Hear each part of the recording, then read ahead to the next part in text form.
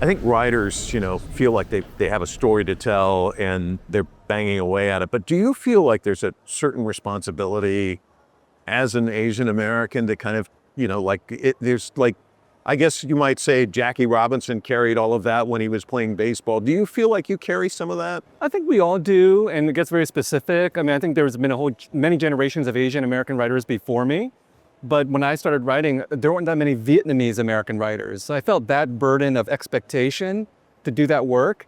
But the thing is that now there's so many of us who are Asian American or Vietnamese Americans, I think it alleviates a lot of that pressure. And I feel that with the sympathizer, I feel like I've paid my debt. I think I've written a lot about the war in Vietnam. So I'm looking forward to writing about things that are not necessarily about that war or that history.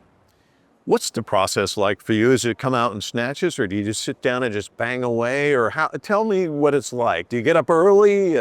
I think the fantasy or the ideal was what happened with the sympathizer, where I had 2 years off from work and no one knew who I was. So that's what I did. I just woke up every morning, wrote the novel. The only person who cared was my wife.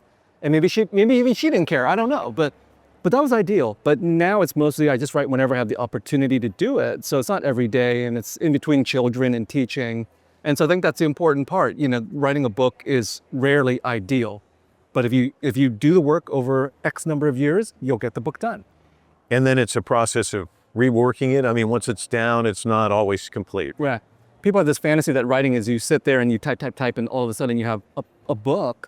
But writing is many things. It includes thinking and drafting and traveling and talking and wasting time. And then it's writing, and then it's revising, which is very, very painful sometimes. So it's a very protracted process.